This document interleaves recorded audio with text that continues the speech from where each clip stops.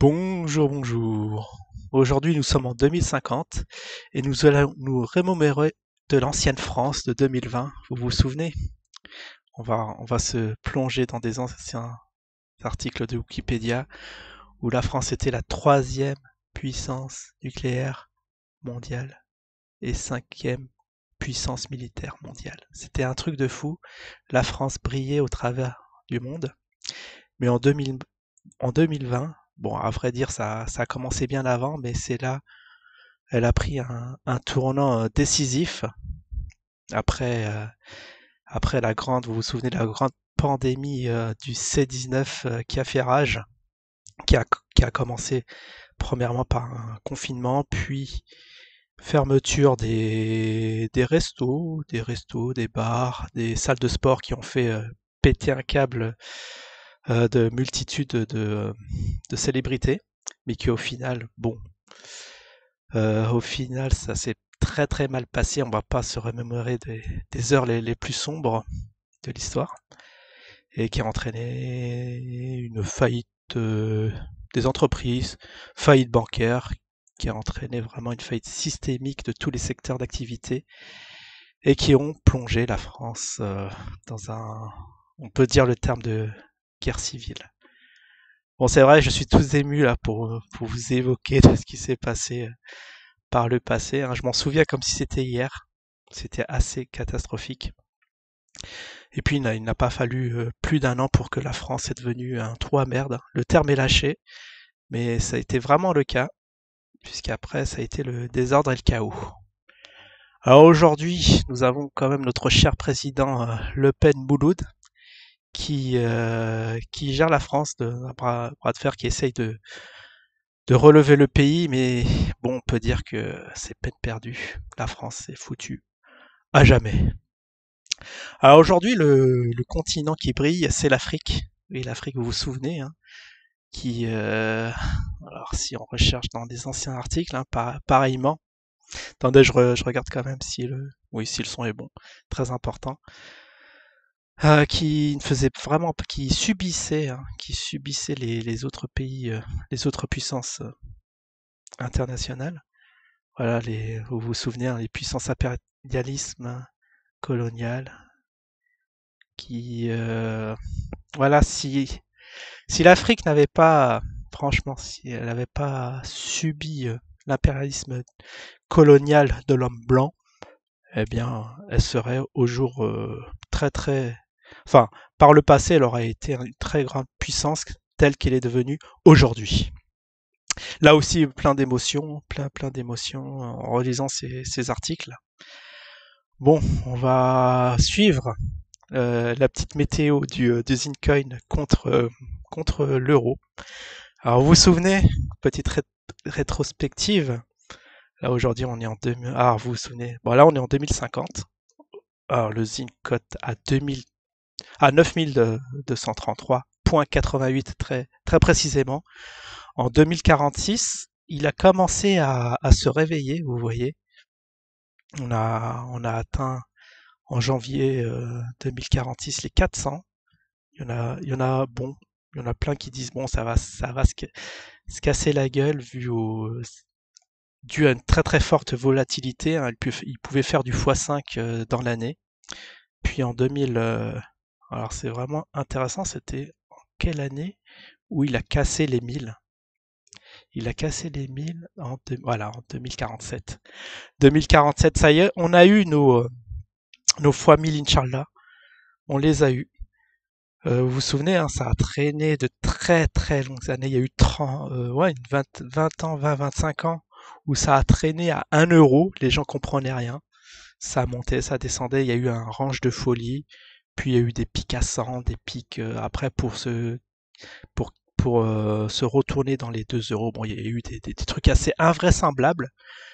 Mais en 2047, ça y est, on a eu les fois 1000. Très très forte joie pour l'équipe, hein, et pour les investisseurs qui ont fait culbut, et qui ont revendu tout, hein. Il y en a qui ont eu peur que l'actif se, n'existe plus, hein. Vous vous souvenez, il y a eu le Bitcoin qui lui aussi Bon, paix à son âme aujourd'hui. Bon, mes condoléances hein, pour ceux qui ont investi sur ce coin. Bien dommage à eux. Mais aujourd'hui, le Zine a pris la relève et maintenant qui a suivi les traces de son prédécesseur, qui en 2000, vous vous souvenez, en 2017, c'était le 19 décembre 2017 où on a eu le Hall of Time du Zine. Franchement, bravo à lui.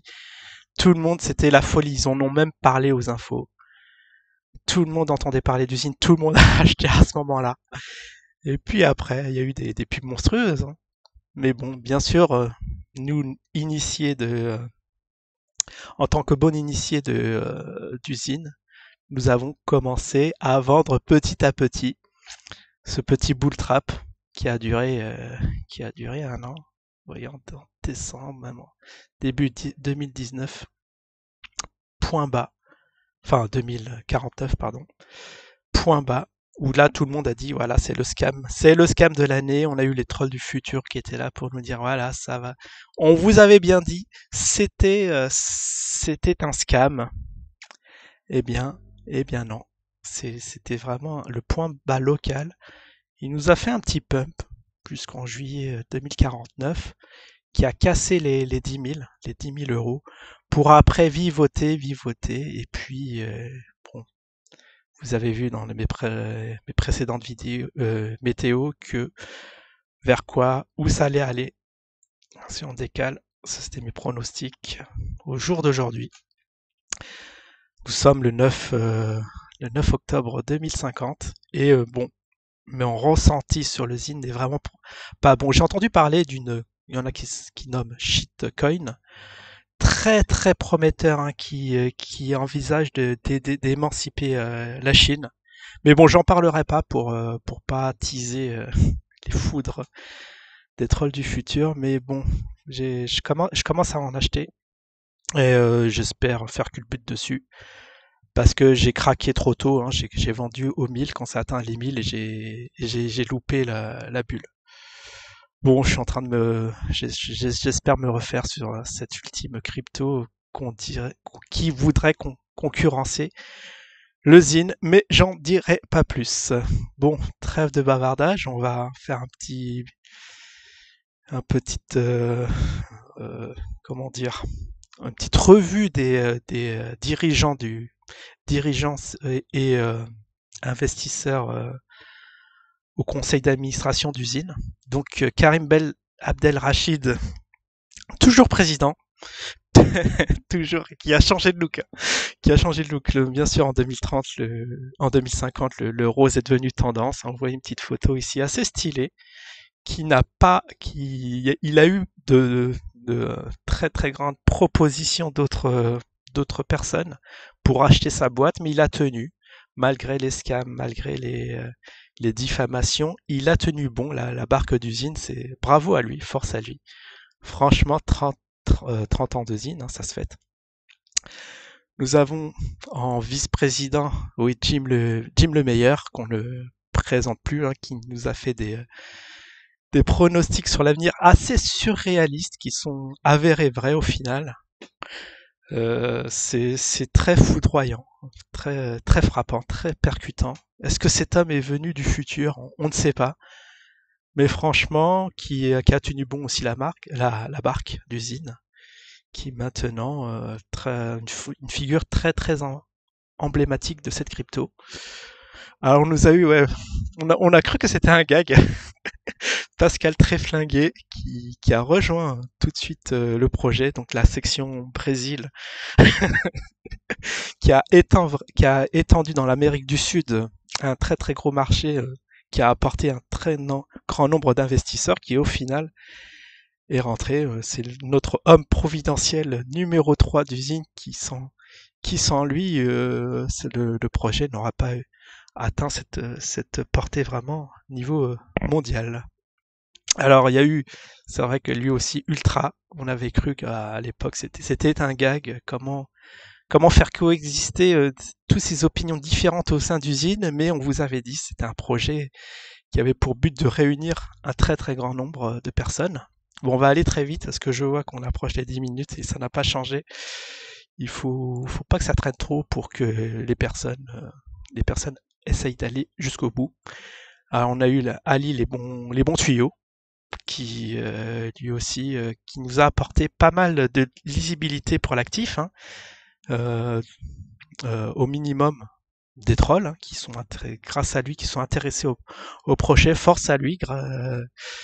Grâce à lui, nous avons eu chez des détracteurs qui au départ crachotaient sur le projet, mais qui au final ont investi un petit euro juste pour voir et qui sont devenus aujourd'hui millionnaires. C'est absolument incroyable ce que cette communauté d'usines a pu faire.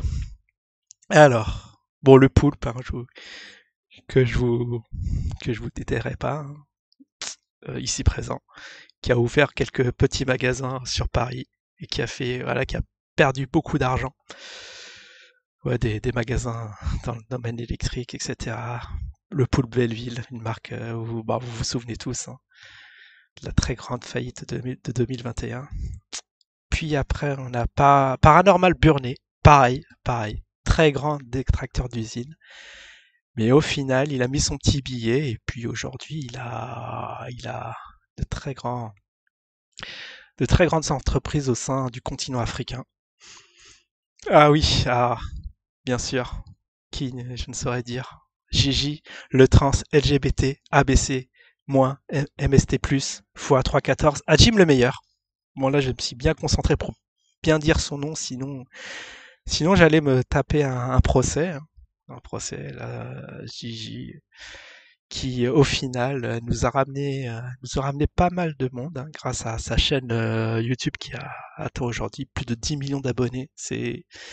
Je m'en souviens avec émotion. Hein, au départ, c'était pas facile pour lui, mais voilà, qui a intégré l'équipe d'usine au final, comme quoi tout est possible. Alors on a le compte, ouais, notre cher très compte du Burkinabé. Zaza, je sais pas si vous vous souvenez de Zaza.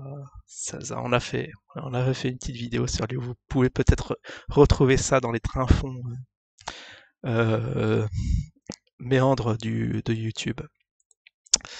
Cryptozimal, oui, Cryptozimal qui a intégré l'équipe en tant que rédacteur du livre Bleu, Blanc, Rouge d'usine, qui, qui a contribué à l'écriture, à la lecture, à la relecture, à la correction du livre. Très bien. Maintenant, on a un livre très carré. On avait besoin de lui dans cette équipe pour apporter toute crédibilité au projet. Puis après, bon, Crypto Zincoin dans la catégorie minage, Masternode, etc. Donc ça, c'était l'homme dont on n'a pas dit le nom depuis plus de 30 ans et qu'on va continuer à pas dire le nom. On a Croc Arc-en-Ciel. Alors oui, il y a eu la section satellite, qui est sur le point d'être aboutie. On est sur le point de rémigrer quelques spécimens. Vous vous souvenez de Freki Audi, le truc qui est passé complètement inaperçu à l'époque. Et maintenant, on essaye de rémigrer tous des gens qui ressemblaient de près ou de loin à un non humain. Oui, bon, il y a eu Elon Musk qui avait initié le projet Mars, colonisation de Mars en 2024, qui au final n'a pas pu se faire. Donc l'équipe d'usine a racheté le projet derrière et maintenant le projet est plus que concret. On est à deux doigts d'envoyer nos premiers migrants dans l'espace. Ouais, même moi j'avais rigolé à l'époque hein, de ce projet des satellites. C'est quand même assez fou ce qui se passe en ce moment. Avec son ami, bon, Teddy Girl, revenu universel hein, dans la section aide au continent oui, asiatique, où il faut vraiment leur assurer des revenus substantiels pour qu'ils continuent à vivre. Hein. Puis on a l'Insural, oui, qui a intégré le projet en tant qu'apporteur d'affaires, gros apporteur d'affaires. Bon, il y a eu des tristes affaires de mise en cabane et tout ça. Mais bon, ça c'est une époque assez révolue, mais bon, faut pas trop traîner dans l'Europe. Nous, on est complètement émancipés. Ah oui, Marlène, Marvel Business, qui lui aussi, hein, bien sûr, dans l'équipe, nous sommes à très grande majorité eu affaire à la justice, alors qu'il avait écopé, vous vous souvenez, en 2040, de 5 ans de prison ferme pour avoir disliké un commentaire. Là aussi, c'est des choses hallucinantes qui sont passées dans le monde. Si vous croyez qu'en 2020, la justice était gérée avec les pieds, eh bien, dans le futur, c'est la même. C'est exactement la même. Alors qui est dans notre section spiritualité et bien-être qui a repris cette section qui était initialement commencée c'est créé par Jim. Et puis bon, Michael Brebis qui est toujours là, lui aussi très largement décrié et qui est maintenant chargé de mettre des ATM tout au long de nouveaux continents. Même au Moyen-Orient, on parle de premiers ATM qui vont être mis en place là-bas après très très fortes restrictions, enfin pas restrictions mais opposition. Et puis voilà, on en a fini dans ce cette petite revue futuriste. Bon, je voulais mettre un petit slide vidéo à portée humoristique hein, voilà, pour me protéger d'éventuels trolls qui viendraient dire que j'aurais critiqué certains ou certaines. Et ouais, je tenais à dire que cette vidéo est à portée humoristique. Alors, le petit texte là, les personnages et les situations de ce récit étant purement fictifs, toute ressemblance avec des personnes ou des situations existantes ou ayant existé ne saurait être que fortuite. Voilà le mot de la fin. Je vous souhaite un très bon week-end. Ciao tout le monde.